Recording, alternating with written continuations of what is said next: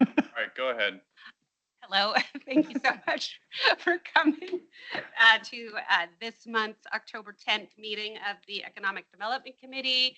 We have a lively crowd today. My first order of business, I need the approval of the agenda for October 10th, 2024. Move to approve the agenda. Second. Thank you, Carl. Thank you, Brian. Everybody vote. Aye. Thank you, everyone. Approval of the minutes from September 19th, 2024. I move to approve the minutes. I'll second. Everyone? Aye. Aye, thank you. Any public comment? Check the room. Thank you. So I really sped through those first few items. Now we're on to watch the suburbia is subsidized. You're right on schedule. I'm sure David's seen the video that Yeah. he told us to watch. Okay, so let's just jump into this video. Okay. Do we have any kind of warm up on what we're watching? David sent it. Dave sent, yeah, it is. Oh, there he is. Thanks for coming. It's basically talking about. You watch it? Yeah, I watched I watched it too. Yeah. I watched it. How the revenue generated by certain parts of towns are net positive or negative with respect to the cost of the services you provide them. That's what it's talking about. And this is Lafayette. Well, there's a couple different examples. Okay. Oh, All right. Thank you so much for the Yeah. intro. One of them is also it also speaks of Eugene, Oregon. Okay. Well, I'm looking forward to it. 10 minutes. And then Nancy, just as a test, can you tell me if you can hear this? Okay, thank you. This is the city of Lafayette, Louisiana. It's a pretty typical mid-sized American city. Like most American cities, it has that one nice old building that didn't get bulldozed in the 60s. And like most American cities, it's broke.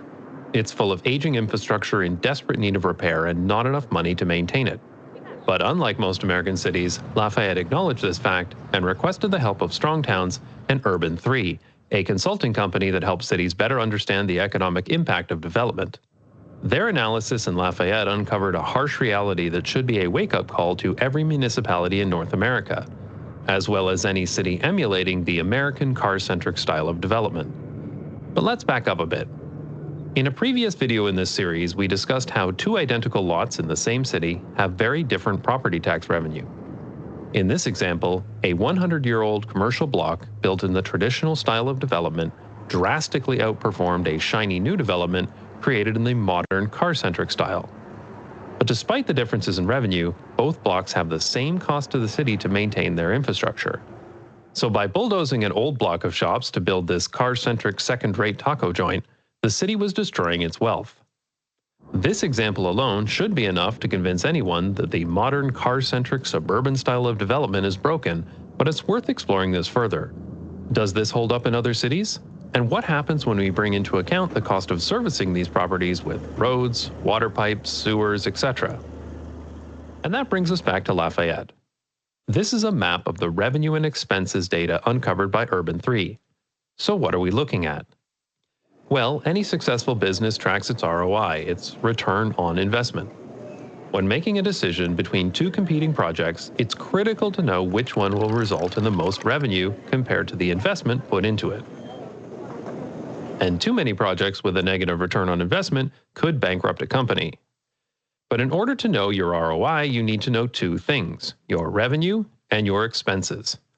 Urban 3 created a kind of municipal return on investment for Lafayette. This map shows the municipal revenue per acre. So why per acre other than the fact that Americans can't use metric? Well, every property in a city needs services, and the majority of services get more expensive the more spread out they are. Roads are the obvious example. The farther a parcel of land is from everything else, the more asphalt is needed to get there. The worst case scenario are cul-de-sac, which are basically just city-subsidized driveways. This also applies to water infrastructure, sewers, and all other physical infrastructure. as well as the cost of policing, fire department coverage, and even the cost of providing education. But while per area revenue is actually quite a good approximation, Urban 3 wanted to fully understand these expenses, so they painstakingly calculated the cost of services for each parcel of land in Lafayette. It looks something like this. This shows every area that's a net positive for the city in gray, and every area that's a net negative in red. And here it is in 3D. This analysis has some fascinating results. The first is that downtown is wildly profitable.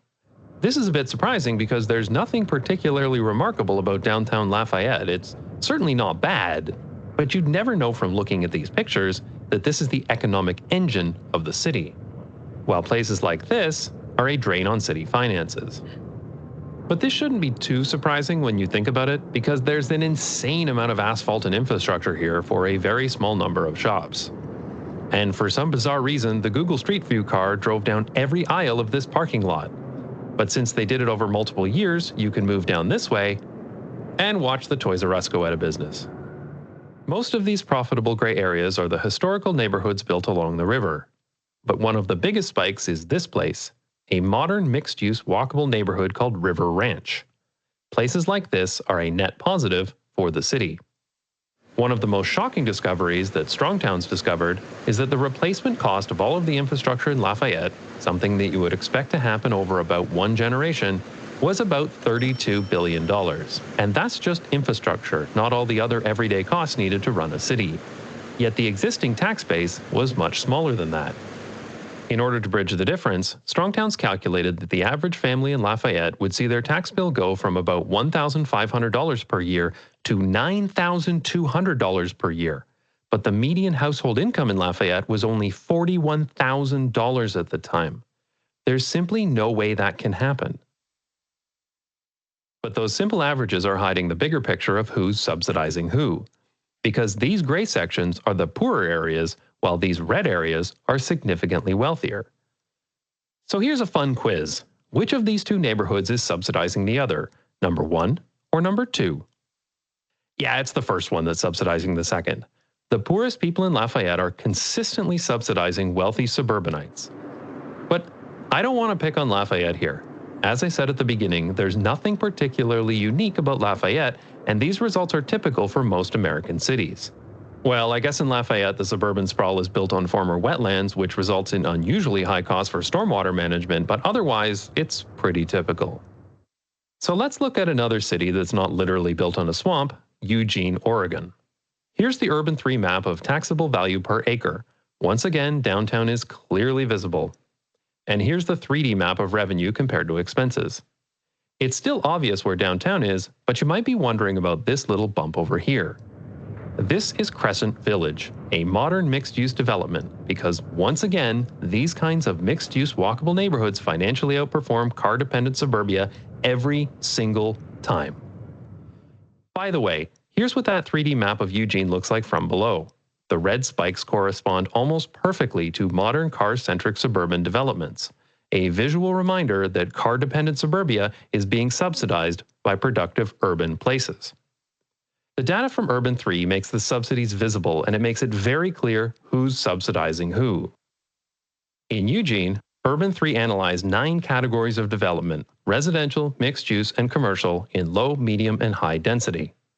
And here's what the average revenue for the city looked like after taking into account the servicing of these properties. In the case of Eugene, the low-density suburban housing is being subsidized by everything else. People may look at this and say, but I want to live in a low-density single-family home, and that's fine, but only if you're also willing to pay for it. But there's a bigger problem. This is what the land use map looks like for Eugene, Oregon.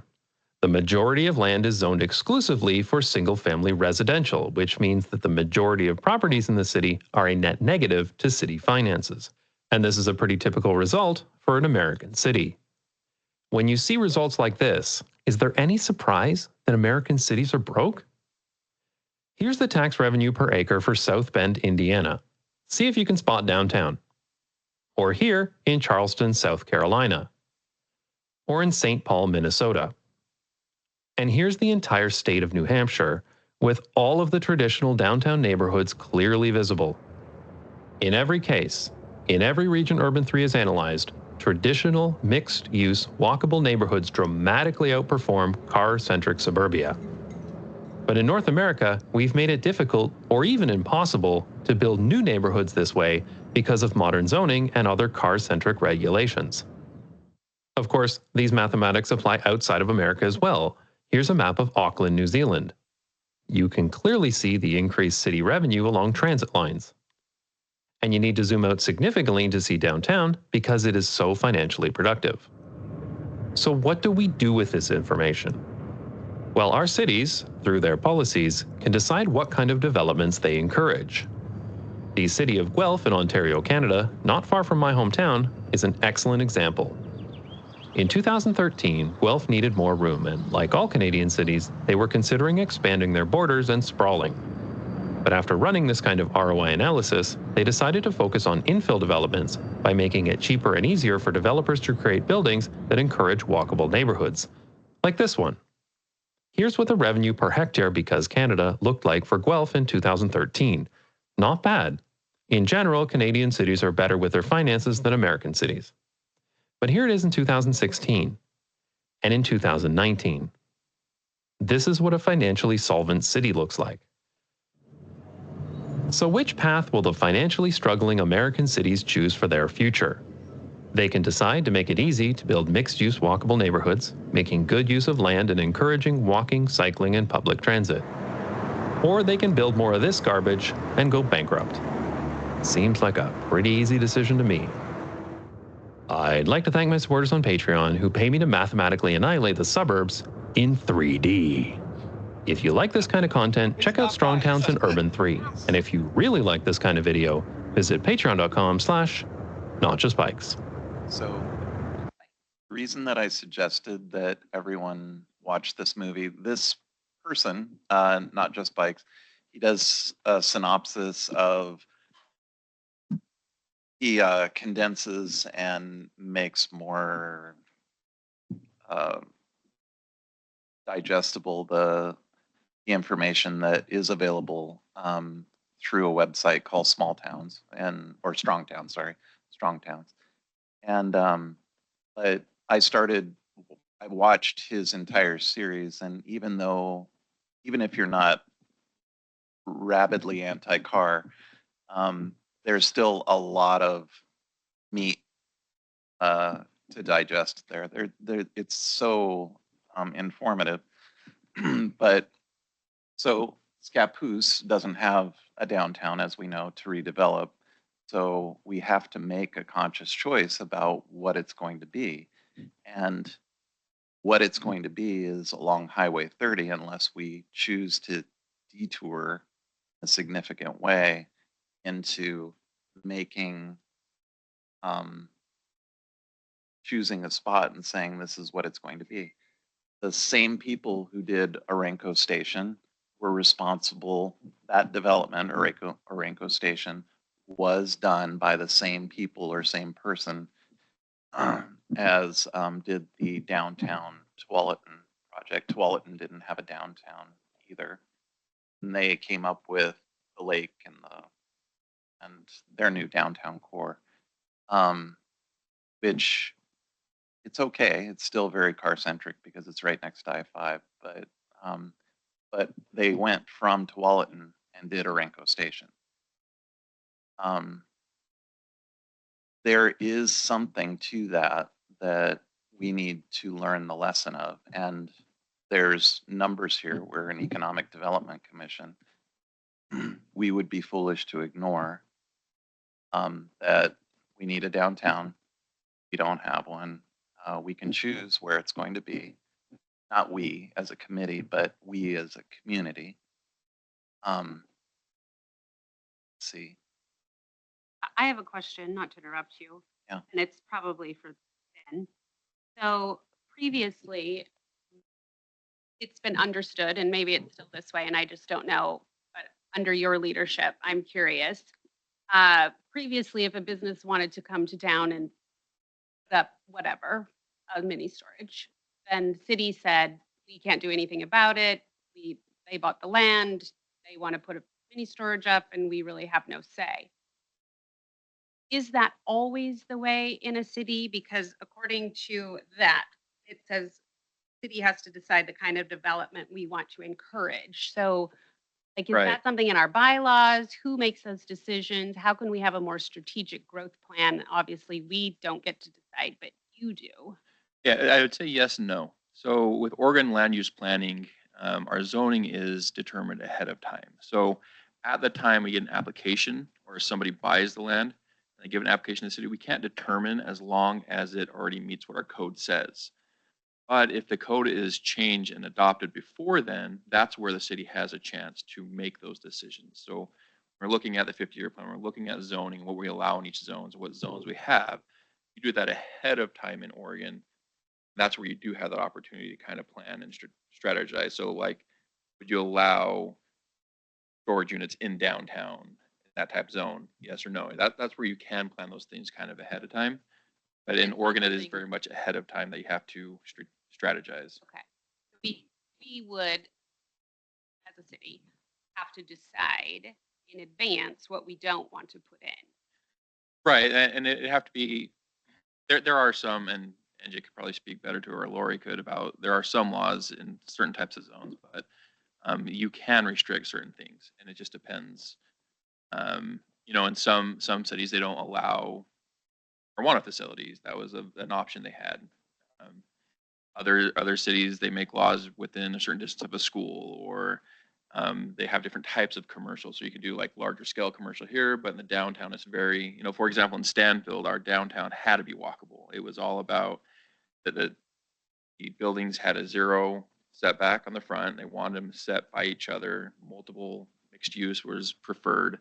And it was very much determined, and that type of commercial was for a downtown mixed use, building up, not out type of development. And then we had places in the city for other type of commercial. So it didn't restrict, for example, as you mentioned, storage units, it just where those could be. And so made it a possibility. What I already know what you're going to is it? I want to hear what Ben has. I do want to make one other comment though. Compared between Canada and US, we have a net positive immigration this way coming from Canada. So there's something saying about how we do our development. True. But he's also, the analysis is on American cities too. Oh, I mean, I appreciate this. I just want a strategic plan. Paul, do you have something to say? Yes, I do. We've discussed this also many times. One, we've heard from the city staff that they were concerned about down zoning type thing, where if it was zoned by a certain way, or we put restrictions that we could be opening ourselves up to litigation because someone bought a property. We've heard that thousands of times. When you say down zoning, what do you mean? Like, so for instance, someone has a property, they own a property, it's in a certain zone, there's restrictions aren't there. So when restrictions are put on it, I mean, I'm talking for NJ now, I think a little bit, but what I've been told, that, well, now the value is lessened. So there was concern about litigation. That's exactly correct. Right. The economic value goes you, down. NJ? in that. Yeah, the economic value goes down, so there has to be just compensation for that. So you can do it. It's just there would be opening up, the city have to pay if the value of that property does. And that's number one. And number two is there are levers that you can pull. Like, so for instance, our highway here is just continually, it looks like we're a strip mall mess of just, you know, whatever. And other cities have done restrictions like, you know, we no more drive-throughs on this section because we have way too many already. So one more would cause, you know, obviously traffic issues, whatever. Once you pull that lever, it's like, okay, that no more Taco Bell. You know, no, we won't have that. We won't have, you know, whatever. So there are these little levers that we could pull that are, you know, we could start looking. But we really haven't done any of that stuff, NJ, right? Am I I correct? mean, the biggest thing is the downtown overlay code, which we do have and covers a stretch of the highway and also East Columbia Ave. The one other way, rather than thinking of downzoning certain areas, is you can upzone, where you allow more permitted uses and encourage things like density, being at the 0 lot line, you know, having more uses per acre in your downtown. that's another way you can look at it rather than like, taking away uses in other areas on the outskirts. That's exactly what I was going to propose, was taking taking an area that is to be decided, um, but around the library, around um, City Hall, expanding out. We have older neighborhoods in the middle of Scappoose that are 50, 60 years old now, and they are being remodeled, but some are not. And they are on larger parcels. All, this is just me from a developer's standpoint, being in development and construction, is as things grow, you have larger properties in the middle because that's what was expected back then. And then you get tinier and tinier lots as you move to the fringe, and you go to 2-story on the fringe also. So those are younger families, not older families. It kind of creates its own momentum, and and it's not a bad thing. It's just need to look for the patterns in behavior. So you have larger parcels in the middle that are underutilized, getting older, ready for redevelopment. What are we going to do with those? Are we going to make them into, Who decides this? I mean, their property it's all, are owned. it's done by developers who look at the property, look at the zoning. I have this much in my bank and this is what's going to happen. But if you have, instead of down zoning, if you up zone, the reason that Portland, and I know that we all dog Portland, but Portland was a vibrant city until No. 3-4 years ago. And now people are kind of moving away. But the reason that it was so vibrant is it took over smaller cities. So it had independent downtown nodules like St. John's, and those became satellite downtown areas that served residential neighborhoods around them. And in addition to that, we didn't have zoning until 1979 in Oregon. That's when we started zoning. You can't do this, you can do this. And so what came before that was a very, what resulted was a very eclectic mix of things. You had fourplex next to a single family, next to a restaurant, next to a hospital. And all of those things are necessary for a vibrant community. And so what we get with what we have here is like a monoculture of corn fields only. And and yes, it's good. And people want that to a certain degree. But imagine what could happen if yes, some negative things can happen. You don't want a strip club. You don't want a marijuana shop right next to you. You don't want drug rehab center, for example. There are things that, yes, they're distasteful, but there's a need for those too. So yeah, I know. I don't want to encourage population. Ben, do you have something? I wasn't dogging on the video. I actually had it was just the Canada part because I wanted to. But no, I actually went to a presentation several years back. It was an economic development one. Or it was a national one. They were talking about LA and they went over a lot of the same things about looking at parcels and figuring out their net positive return or negative. And it was always interesting to me. They used Walmart as the example, that Walmart, the per acre income that you receive from them is less than a single family home. And they're just showing the difference of waste of space because Walmart is known to make their facilities a lot less valuable. They try to save as many costs as they can so their buildings just aren't as reliable. They're not as built well, so their value is really low. And then you lose all that money in the parking lot as well.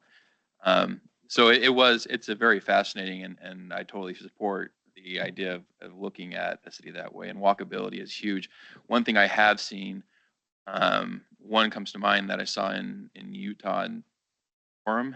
They have this theater, and then they had a huge parking lot. And what they decided to do is they decided to take that parking lot and turn it into a downtown place. And so they actually built this little I don't know, probably 5 acre parcel in there and made these multiple story buildings, and it was just these narrow streets, and they utilized it better because they all need the parking lot too, but they had more of the high density built into that, and it was just better utilizing our parking space and not just a bunch of asphalt everywhere. And it added, I mean, it created this downtown hub in the middle of something that's not downtown, but it had all those businesses together, which brought traffic there, and it made people use the theater more. And so yeah, it is really important to plan these out and kind of think outside the box. And I actually like those. I've seen them. There's another one that was really similar. I don't remember. It was along the coast. I don't know. I could get some of those, but I started seeing those pop up a lot more where there's these little mini downtown walkable places that are kind of cool.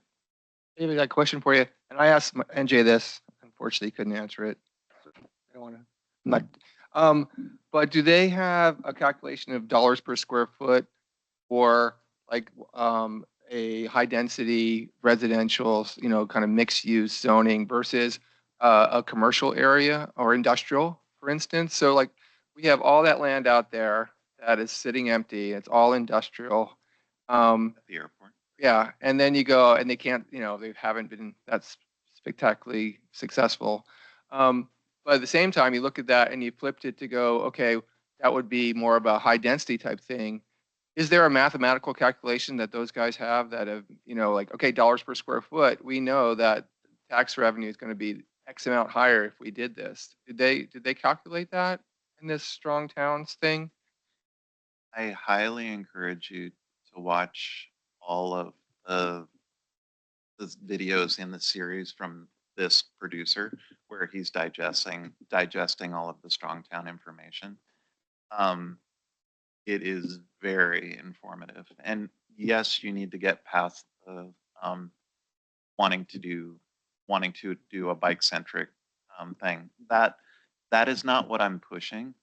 But what I am pushing is what I think could happen is you're going to have like the people who are living in these older homes, they're faced with, do I remodel? My house is falling apart. Well, they could, for example, sell to someone, I'm not saying like me, not me, but Developer. like me, a developer who's going to come in and build a threeplex, a fourplex, some sort of like 3 or 4 story building, for example, a mid-rise building. The land, they will get paid probably the same or more for the land that their house is sitting on, more than their house is worth right now. And so before they would be fighting with a sale or getting knocked down with repairs and that sort of thing, or they've got a 70-year-old house that needs fixing, new roof, new this, new that. Although those things are ripe for becoming something else. So, So to answer your question, sorry, what I was thinking would be the ideal would be have it look like Northwest Portland. So you have full blocks of apartments next to restaurants, next to retail. So you have retail next to restaurants, next to hospitals, next to housing. Single family is also okay, but you need to take the bridle off. You need to relax rules to allow that to happen. And rather than try to get big pockets California development company that's going to come in and buy up the whole area and do it for us, that's not what I'm talking about. I'm talking about an organic, wow, I can do anything. Let's go. And then you're going to have a bunch of people who have different ideas about what's going to happen. It's really going to be amazing. so how Yes, do you there's going to be friction, but how do you convey that? I mean, this is reminiscent of the hotel thing that we talked about. It's like, how do you attract that developer, whether they're from California or otherwise? How do you say Scappoose is open for business? We have all these dilapidated houses that are ready for a bulldozer, Lynn Wagner style. Like, what needs to happen? so that's the thing is trying to attract a particular thing. You don't need to. It's going to happen. If you relax the rules, or relax. Speak for a minute. Timing you. Oh. Okay.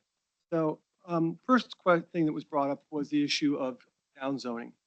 There's no, because of the possible liability, we're restricted there, but what we aren't restricted on is we bring new land into the city, we can create a subclass of zoning, we can do whatever we want. So with the 50-year plan, I mentioned it a couple of times on that committee. I don't think we really got anywhere with it. But one thing that could be done is when we bring new land in, we create a subclass of zoning. We don't throw it into the same exact description as we have for existing properties. That way we don't have any liability. We can do whatever we want. So let's say we decided, I'm just not suggesting this, that we have enough mini storage in town. You. Then we could say, in these new areas that are being brought in, there will be no mini storage.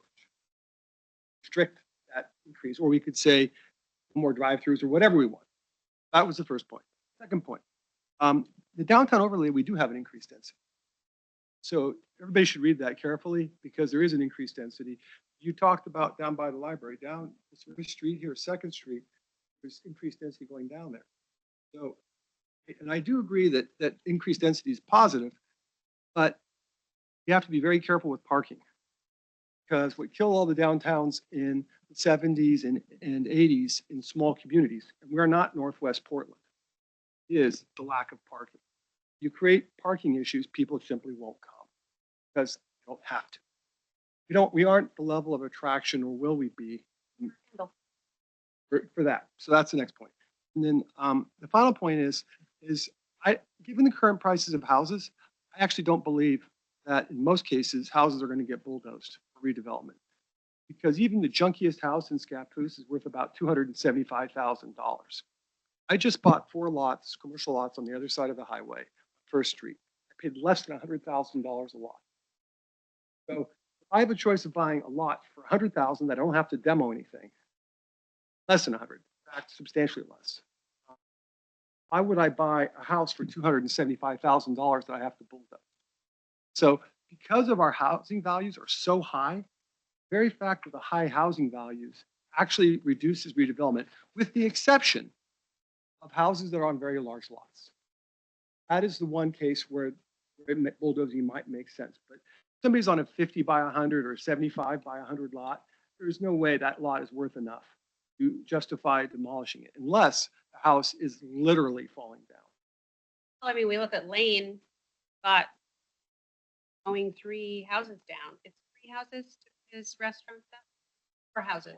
Even 4 houses. Got acreage. Is that over an acre over there? Yeah, it's about 2. Yeah, I see 2 acres. So you're a half acre a house. So then the economics work. Work if you have enough land. If they don't work, you have regular housing. You know, even most commercial stuff you can do normally. I'm sure it's been done smaller in Portland. Found that about 10,000 square feet, about the smallest lot you can really do commercial on, in a viable way, because your costs are too high relative to the value of what you're going to build. You have street improvements and all the rest of it. I'm not saying you can't go smaller, but that's so really what you're looking at is looking for those few houses that are on large parcels, like Lane. Paul, good job on your 1 minute. First of all, I agree with a lot that you said there for sure. I do think that parking is not going to be as much of an issue because robo-taxis and Waymos are going to be upon us really quickly. Tesla's robo-taxi unveiling is tonight at 7, by the way, if you want to watch it. So we got to remember technology is coming. I do think it would be really fun just for a minute or two to dream about the scenario that they had in Utah or whatever, and look at some of the land that we have and just dream for a second. Let's just take the blinders off and say, oh, forget about da da da da da. So I had a couple ideas here. So first of all, we have that land right across the street that is by the railroad tracks, and it's that's the largest area in town that's just kind of open. I know there's restrictions with the railroad and everything else, but you could do some. I mean, that's a pretty large little tract there that you could do something cool. That's just, again, one idea. Number 2 is, of course, the airport area that we just talked about. There's the quote unquote industrial area. That's wide open. 3 is north of Chaplin Landing. I mean, it's on the water. It's not in city limits, but it's darn close. It could be annexed in. I know there's kind of maybe some floodplain issues over there, but there are houses on there. And, you know, you look at it and go, boy, where would you have a nice little dense downtown and you were actually on the waterfront? That would completely change our town. And then 4th is, you know, kind of Old Portland Road area. It's really big tracts of housing. Who knows? So I just think it'd be nice, maybe for a minute, do we want to throw any other ideas out there? Just like if you reimagined a fabricated, created downtown area, what else could anyone think of? And, you know, is any of those things make sense, not make sense? What do you guys think?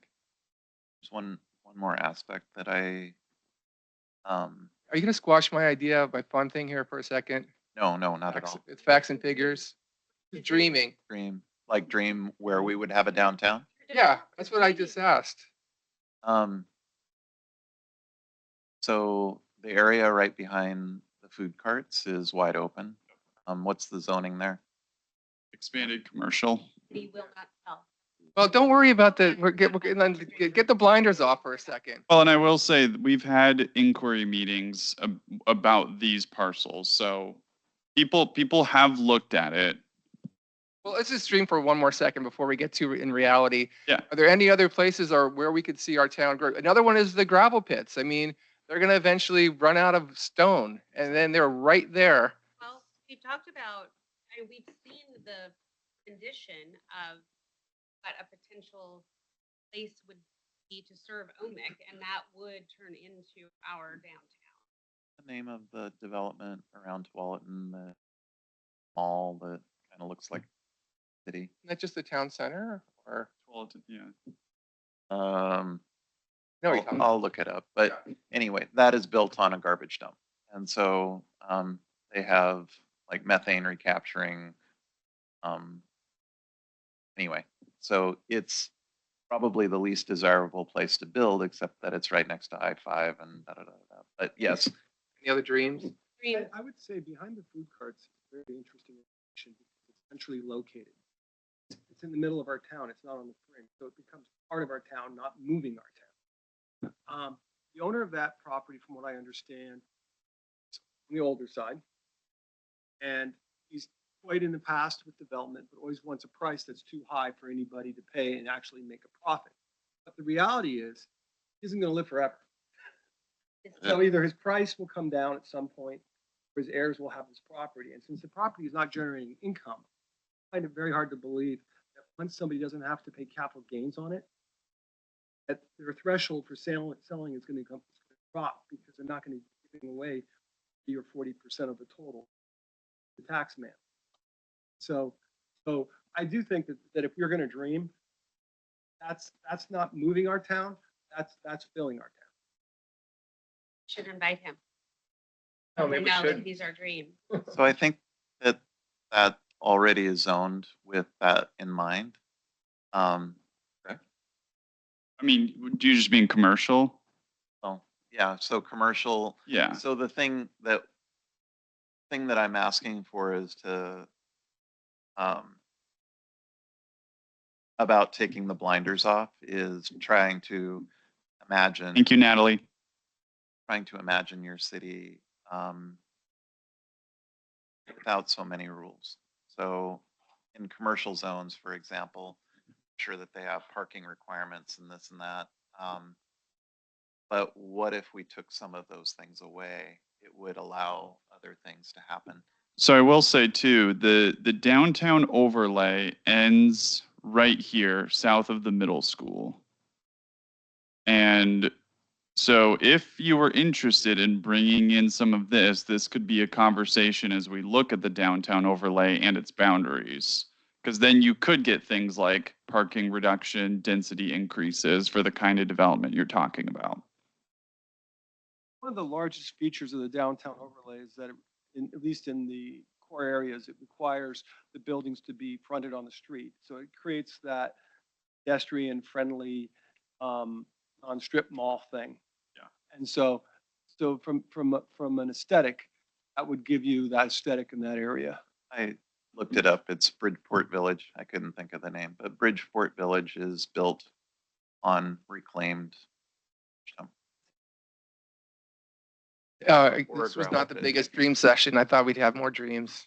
Anyone else have any dreams? Mine would be on the water.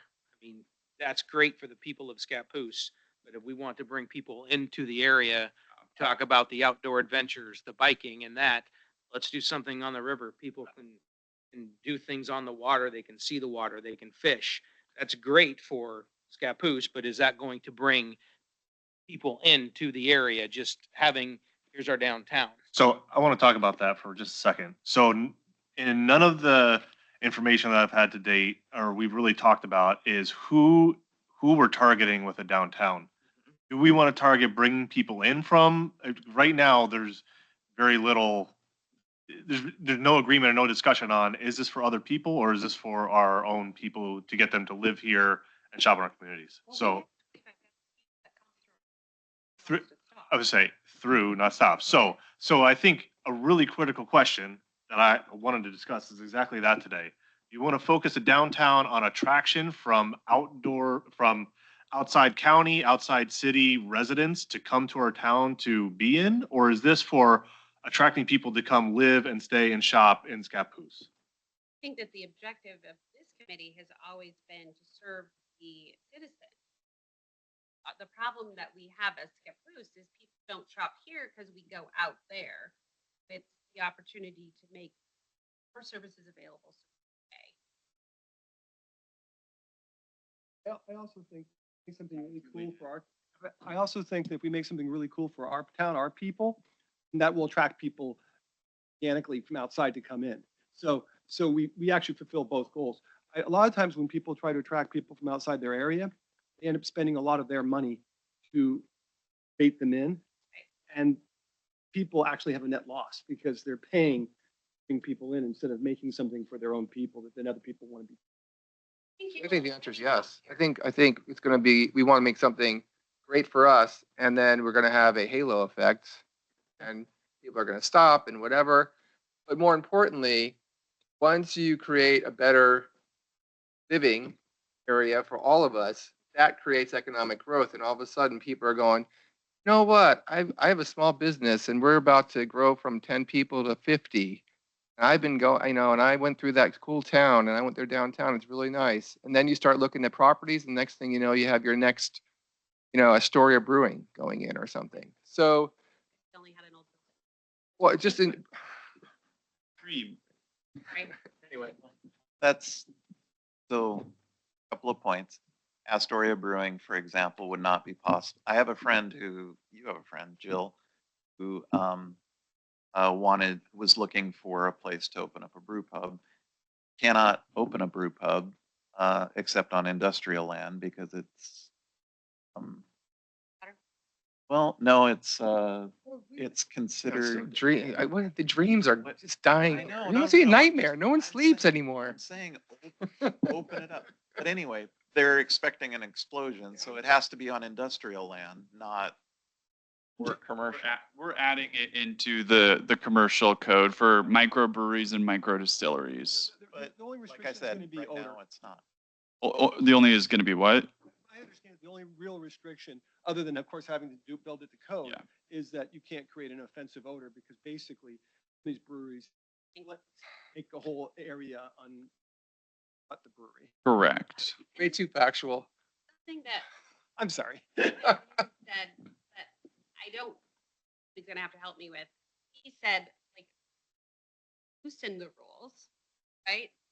But at the same time, I think, like, tighten the rules. Like, I wanna, the whole, fail to plan, plan to fail. I think that has been historically where we have struggled without a plan, no plan. And so it looks like we have no plan. Looks like what we have. And so I want better rules. I want an idea. I want a vision, and I want some execution in that. And I know that partially can come from this committee and partially comes from planning, I'm assuming, and partially become our new leader, the guy with the big hat in the room.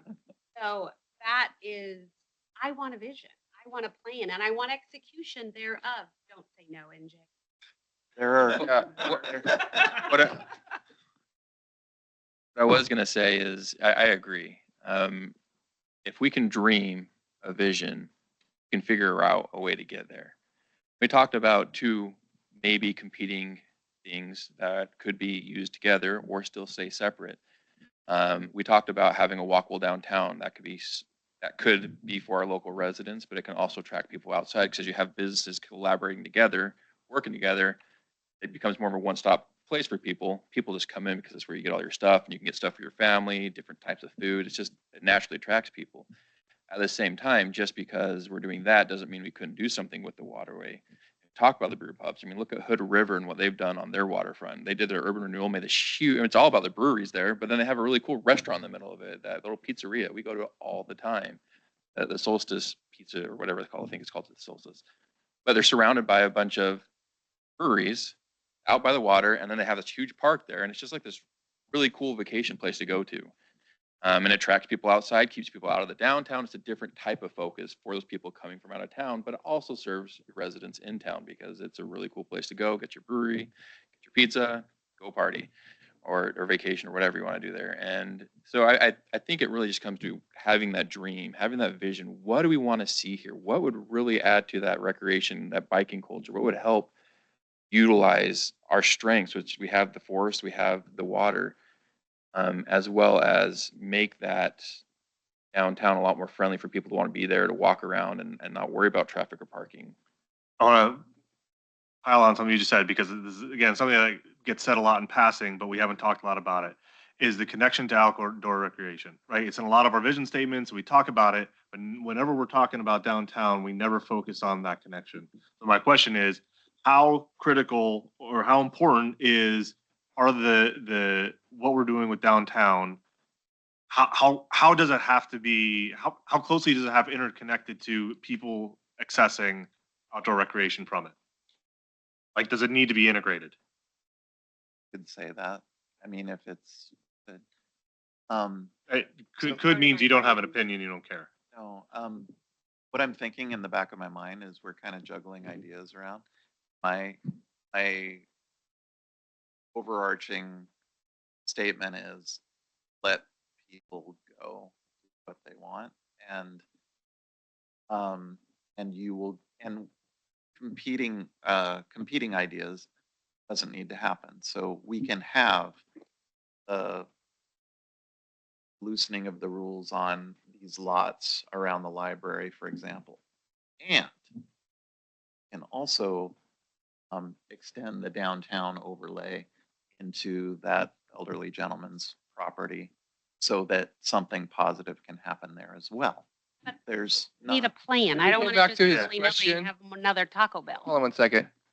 I would like, if someone asks something like a question, I would hope we don't divert it all the time. David, like if you just don't, I mean, what I'm getting at is this is a really important question that we diverted here, which is our branding, or, you So know, used to it. I didn't bring it back to, so you've talked about a couple different things, but also being on the water. So having those nodules like they have in Portland, where you have business nodule here, business nodule here, it could work. And we could have one of those be near, at the landing, Chapman Landing. And I think this is important to me. I think my opinion of how to go about with the plan of planning something changes depending on how important it is to say our downtown is connected to outdoor recreation. I don't think we're gonna have a direct lineage because it's not like we can put bike paths Now you're downtown. Now you're not dreaming. well, But you're also really close to bike paths downtown. Yeah. You look through all the parks that were building those bike paths. You're going through Crabhorn, and then you have our Veterans Park, and then they have the Buxton Ranch. If they get that done, there's all these paths going along the creek there, or the river, or whatever you call that.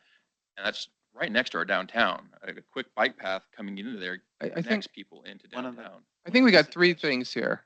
Can I continue on I gotta get back me to write the it down. recreation. Okay, yeah. So we have water and no one even knows that Scappoose has any kind of waterfront or even the rivers close to us because they just drive through.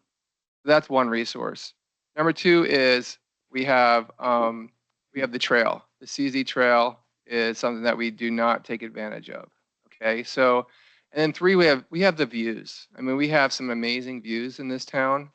And so when you have views, then that can link into any type of emotional connection that would feed a downtown. So you could imagine that you had an amphitheater on the water that overlooked Mount Hood. Bin, like right there. Is it outdoor recreation? It's really outdoors, right? It's taking advantage of what we have. And it's a lot different experience than downtown Portland. And so these cool things that would be great amenities for our town and our town citizens will also help bring economic growth in time. So the CZ Trail, one of the suggestions was like where Scappoose Sand and Gravel is, and CZ Trail goes right through there. So that would be one connection. If we were to include that area as a possible downtown node or the downtown node, doesn't matter. That would be a connection to CZ Trail and nature. Scale of 1 to 10, how important is connection to outdoors from our downtown? From citizens or from attracting others? No, like connecting the downtown or I guess a little bit depends what you mean by connect. 8. Like when I think of, look, if what we're marketing in Scappoose is, hey, this is your gateway to outdoor recreation of all kinds, water, whatever. That means when people come to downtown, I would say similar like Ben, somehow that's connected to skiing through whatever reason, but people go there and have connected, they're connected to it. So when people come to our downtown, it's got to be like, I know I'm coming downtown either on my way or with the intention of engaging in outdoor recreation somehow. And I think that how important that is may change how we incentivize or we structure codes and other things where this downtown area would want to be. Just the proximity to, I don't think it needs a physical connection. I think it's just the proximity to Chapman Landing. If something was going on at Chapman Landing and we zoned it so You're that giving me, this is great. There's a lot of ifs, and you're right about all those different places they could be to have that. But if right now we're saying we just want to really focus on this area, like this is the worst area to try to connect people to outdoor activities if we say just develop this area right around here. So how important it is really makes a difference. But there's an important point. This area already is 3/4 built. If we had 4 or 5 more decent-sized developments on strategic locations, we'd have a downtown. I'm not arguing. It's not a 30-year project. It could be done in 5 if there were motivated people willing to put money in. Only a handful of lots that are super important, like that lot right over there, in the city's offices here and between community development. If that lot got a brew pub, bam, that would make a huge difference.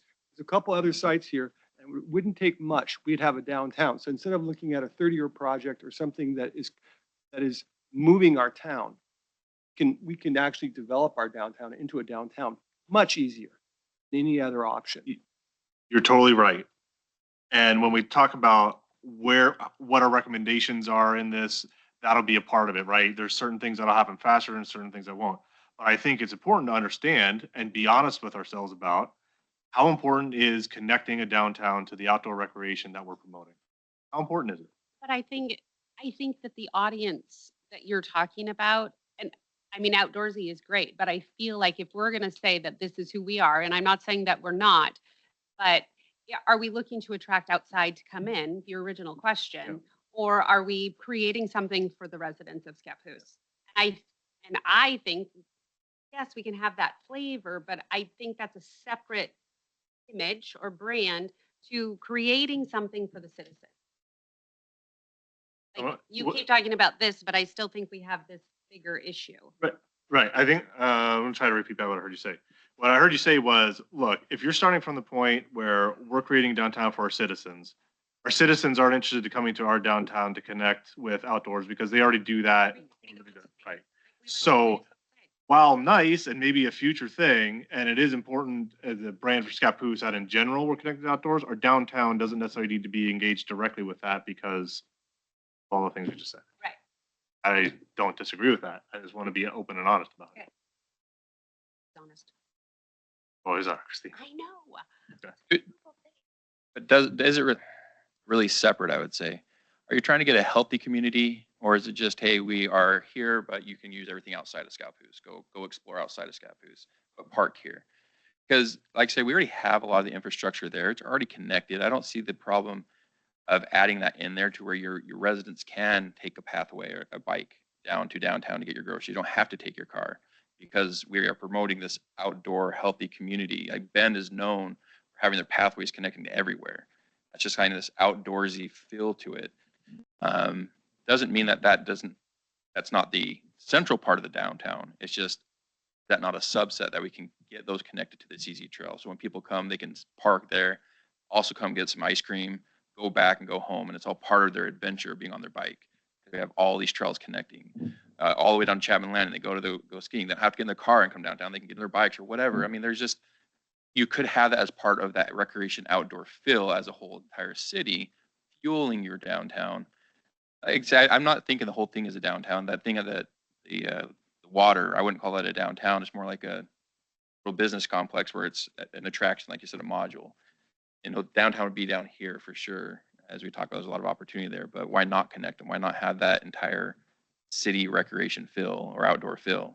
I think we're all saying the same thing at this point. And what I was trying to get is like, we can always connect in some way, shape or form, but is one of the key driving factors of how we're going to try to encourage development of a downtown with how well it connects? Or is it, we're going to figure out where the best place for it, and then we're doing the best we can to put a bike trail in so they can connect? I think those are two different. Right. It's a lot harder to plan after the fact. If you're talking about pathways, it's easier to get it up front by far. But yeah, and it's hard to get to all the great parks and everything on the north side of the highway from the south, or from the west side of the highway, from the east side of the highway. That's really, and the views you're talking about, things like that, are all on the other side of the highway from this. There's one more thing that I wanted to say about development. So there's a vacant lot not too far from here. It's a block or two that way. And it was purchased by somebody who paid too much, and I think Brian's looked at it, I've looked at it, and sorry. Well, basically he's saying that the infrastructure to build stormwater issues, sidewalk issues, curb and gutter issues. I don't know how we really get around that problem. Expensive. It's very expensive. But then the alternative is you're not going to tell somebody that you don't have to put in sidewalks.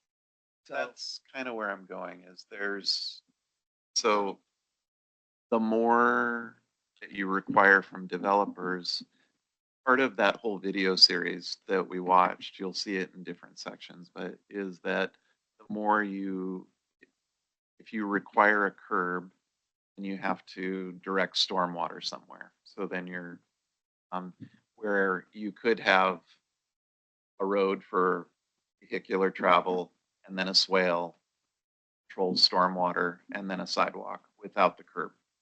And so the easier that you make it for development to happen, putting in a sidewalk is no big thing. Controlling stormwater and building a curb adds, like, I don't know, $50,000, $100,000 to any project. And it makes almost everything that we're talking about not very viable, because it's just so much that's required. By our city specifically, or all This- cities? The city rules are, so in Portland, for example, for a very long time, it would look on either side. In St. Helens, same thing. If there's no sidewalk on the left, no sidewalk on the right, you don't have to do a sidewalk. If there's no curb on the left, no curb on the right, you don't have to do a curb. In Scappoose, we want everything. Going to shake you by the ankles till your pockets are empty.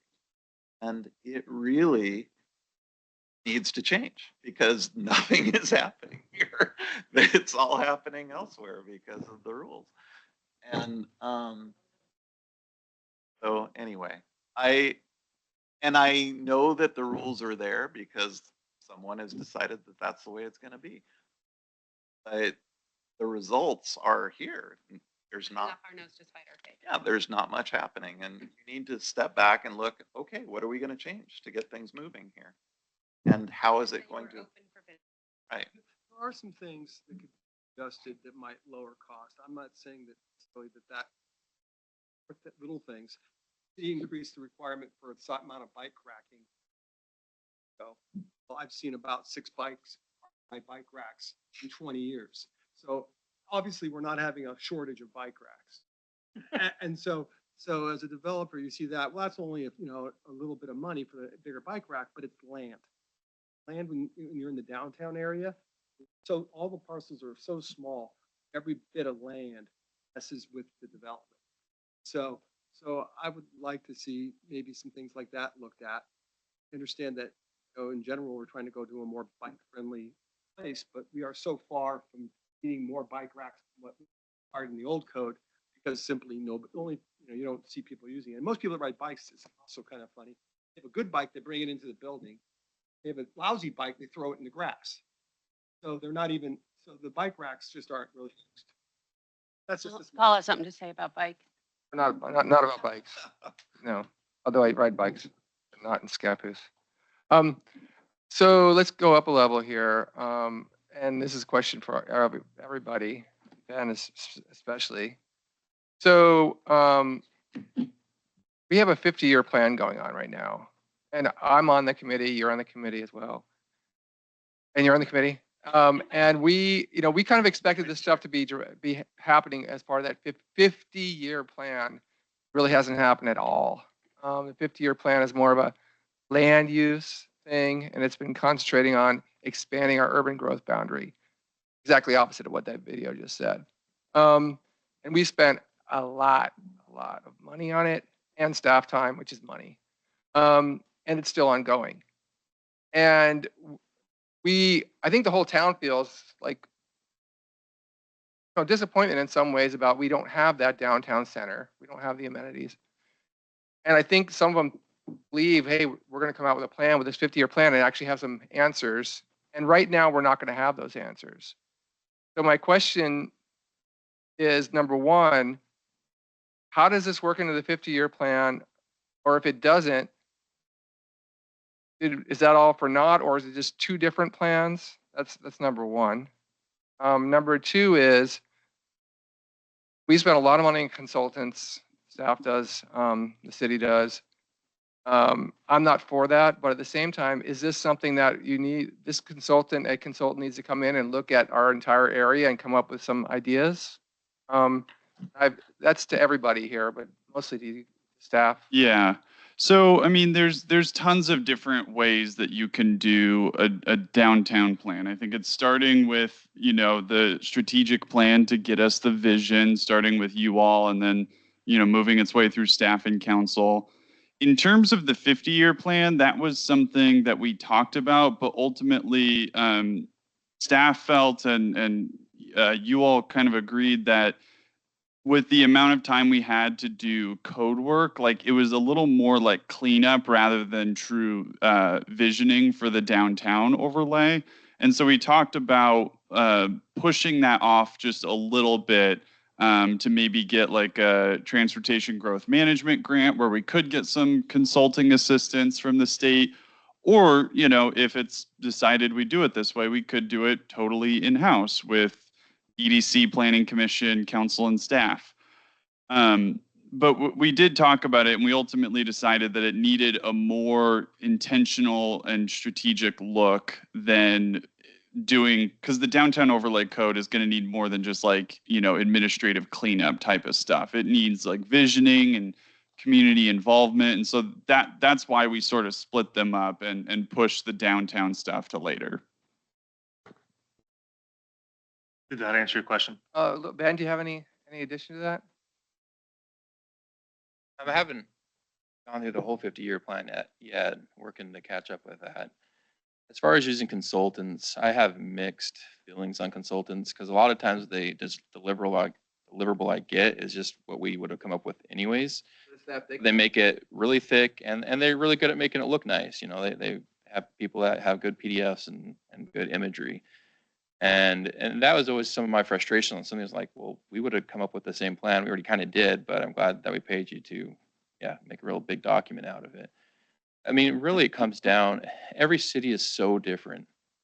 And we talked about these, you know, the higher development, and Scappoose could definitely use some of those, but it's also in some areas, what's attractive about Scappoose is that we are a little bit different. We're more spread out. We're more that rural feel. We're that outdoorsy feel. I mean, that's really what we're trying to go towards. And so too much of maybe freelance development or anything could cause too much density and take away that vibe that we have potentially. And that's just where really having that community involvement and that vision of how we want to keep Scappoose, but add in these other things. What things do we need to loosen up? I mean, we talked about the bioswales in Eastern Oregon. We use those all the time. A large part of that is in the residential areas, but it also is determined by DEQ and the ground saturation, if it can actually absorb the water enough so it doesn't run off somewhere.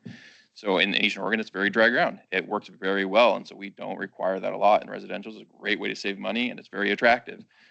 But I don't know the ground here if that would allow something like that. But those are good conversations to have. Let's have those visions. Let's have that dream. See how we can save money, but still make it attractive. I think those look really nice as well. I don't think they're a bad amenity at all if it works. Downtown, I don't know if it would really work as well, but we do have a lot of green space with the railroads going through. I mean, there are other ways that we can look about doing things that are unique to our area. But yeah, it's just having those good conversations with developers, with the community, visioning what can we do. We've already identified some great locations. What do we want those to look like? You know, I think we can do most of that in-house by using our community.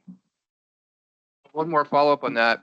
So the town of St. Helens, or city of St. Helens, are you up to speed with what's going on up there Which part? with regards to the waterfront development? Oh, yeah. So they actually purchased the property themselves, instead of just waiting for developers to who knows what, you know, and loosen things up.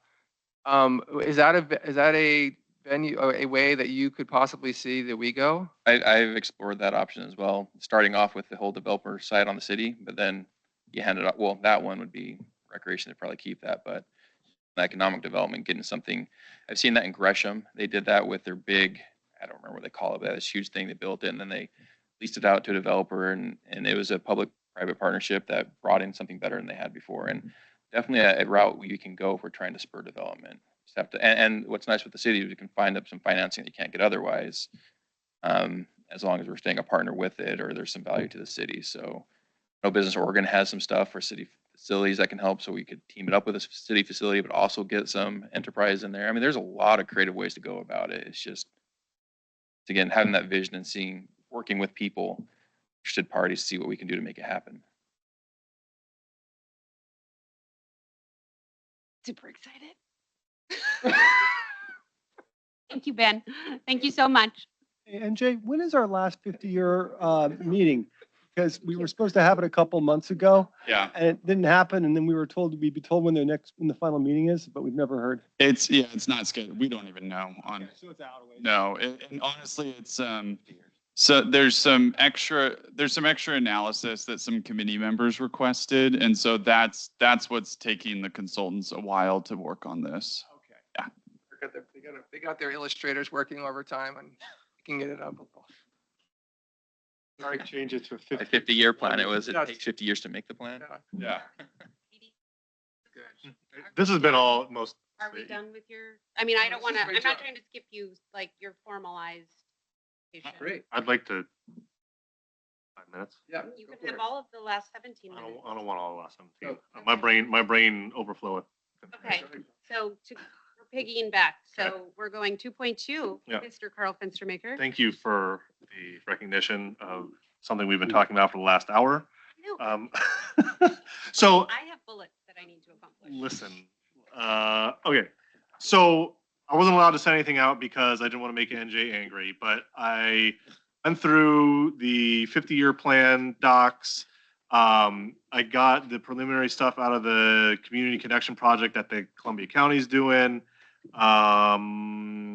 Looked at the urban renewal plan and pulled a bunch of stuff for like what the current state is, plus some of the stuff in people's emails, which was awesome.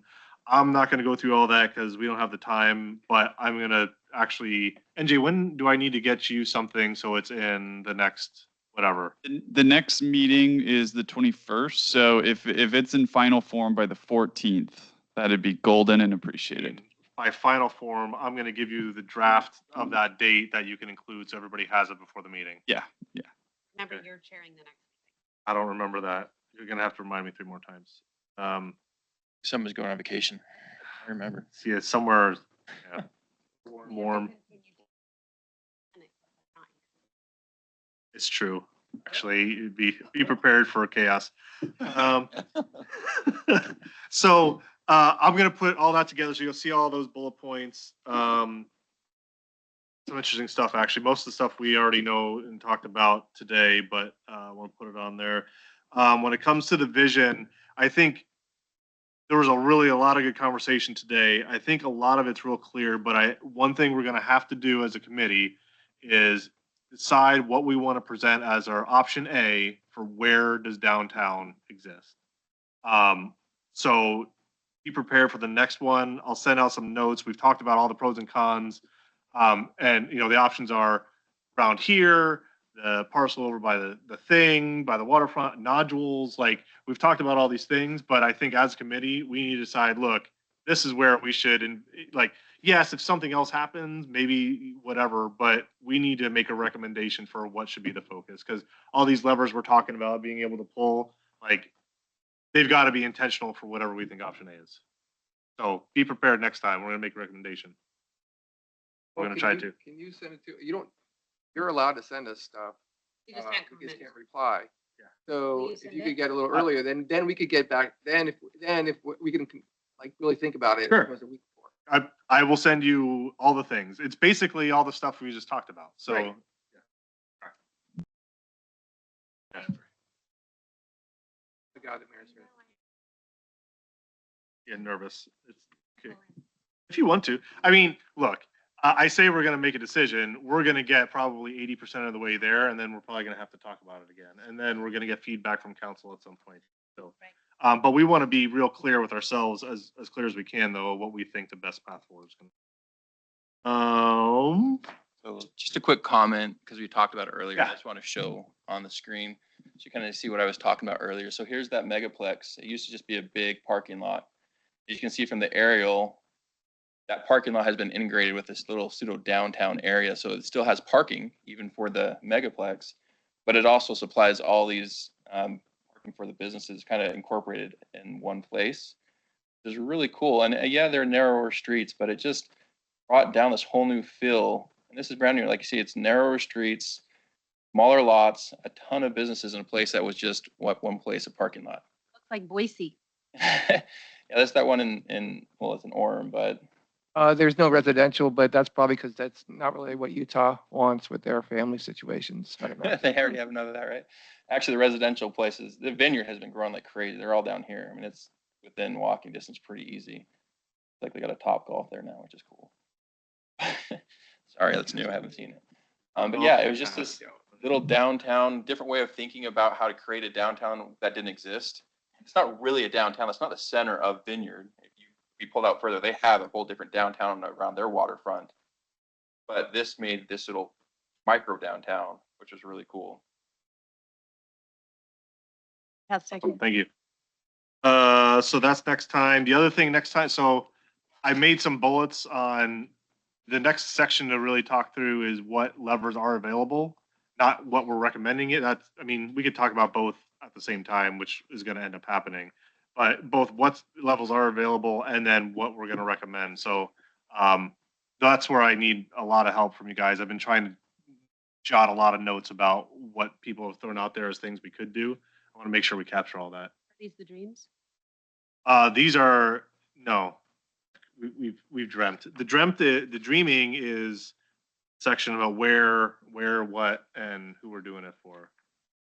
That's where you get to dream. The next section is more the how. So how, what's available, and how, what are we actually going to recommend to make our dreams be reality? You like suggestions now or in writing? I would rather have them in writing. My brain's dead and my hand's tiled. Spitball? Sure. So Yes, anything else you want to do? Well, I only have bullets. Right. May as well spitball. So development costs that are hard costs related to curb, sidewalks, infrastructure.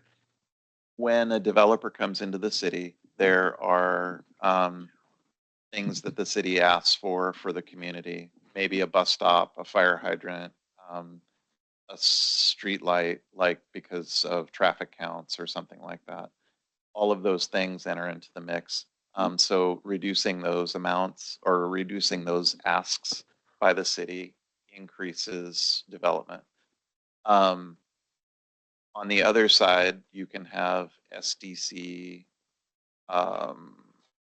There are service development charges that the city charges for water, sewer, schools, parks, transportation. Those are some, if not all, but What's your plan on that then?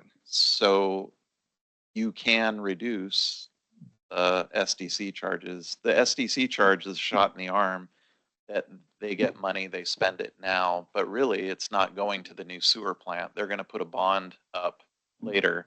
But if we're redeveloping the downtown core, if we're redeveloping here, there are already sewer lines. There are already water lines. Are you saying citywide or for specific area? The city can decide that. Where they want to encourage it, where they want it to blossom, they can forgive those fees or reduce them. And we're just, at this point, we're talking about what could be done, Right. not necessarily what we think we. I have a tough one without those. I have a tough one with that too. And the reason I do is it's picking winners and losers. Then the other problem with it is you reduce the cost, you're just going to increase the value of the land. So what's going to happen is if somebody already owns the land, it might incentivize them to develop. But if they're going to buy the land, that land price then goes up to adjust for whatever rebates they're getting. And so that you're back, so it buys nothing. Just it's a wash because it's all factored in. So if you already own the land, it would incentivize you. But if you didn't own the land and you're going to buy it, it's going to push up the price of the land to equalize the fact of the incentives that are being provided. I'll also add too that when you look at other cities within 30 miles of Portland, our SDCs are relatively low. There's one, I've found that SDC charges they're all keeping tabs on each other and that they're pretty uniform. But that's just from my take. See, there's another way, and that is through tax abatement. So, we've talked about this in the past. I think it was even on a past agenda, but tax abatement, for example, 10-year tax abatement, you can create a urban renewal area and say, we want this area to have development, and whatever the taxes are now on this $150,000 house, it's going to stay that way for 10 years. And if you build a $3 million whatever, you don't pay any increase on taxes for 10 years on that improvement. So that is a huge encouragement for people who are wanting to invest because they know that they have a locked-in return on their money 10 years. It gets it built and then forevermore it will be taxed after the 10 in year 11. So I think Didn't think about I think it has the same problem though, as I talked about the land. If the person already owns the property, it would incentivize them to build. They don't already own the property and it's known that this property is now developable and in this program, it just pushes up the price of the property and it equalizes it out again. Because ultimately the finished product's worth what it's worth. And so there's got to be enough margin for somebody to incentivize to build it. So you provide incentives and the person doesn't already own the property, and the price of that property goes up. Everybody knows about those incentives and that's factored in. there are strings that you can attach to the incentive, and Portland does. For example, if they're trying to incentivize single-family houses, I think it's it was 425,000 the last time I looked, but I think it's more than that now, maybe 447. But if you build a house that sells below 447, you get service development charge relief and you get And you may also get the 10-year tax abatement. So the builder, the developer has to apply. So there's an application fee. Then they have to meet the guidelines or it goes away. So there's no tax abatement. If they sell for 448, 449, sorry, you didn't meet the criteria of the program. And now we're taxing you for the 10 years. So there are strings attached and the city can decide what those strings are. There are some things with rent control that are not very popular in Portland because the amount, I think they want it for like 33 years or something. They want the rent control for that long. And nobody that I know is spot on to that. It's just. What do you think about tax abatements? I'm a fan if they're well structured. We actually had talked about that with Project Spice coming in, because we have our enterprise zone, which is all about tax abatement for industrial zones. In Northeast Oregon, like the common thing that people think about is, like, oh, you're taking away our taxes, but it was taxes that we didn't have in the first place. So it's not taking anything away. The part that becomes an issue is that does it increase demands of services. So as long as there is a way to help offset that a little bit, so maybe not a complete abatement, but so typically with the enterprise zone, there's a administration fee that we can still get, or they call them service fees that still help pay for police or fire or whatever. They're paying a small portion of what they would have done, usually like 10 to 20% compared to the full taxes, and that's still that incentive, but it doesn't completely put the city out. So it just needs to be well structured, that it's not just pushing off the money onto somebody else completely. It's the same thing with SDCs. I mean, I know you mentioned, oh, we're going to go out to bond, but a lot of SDCs are also reimbursements for developments we've already done. We put out there and we're having to pay our loans on them, and it's to help pay those off. But depending on how the SDC is set up, it could be a reimbursement, it could be for new development. A lot of things are just depending on how it's structured and what it's for.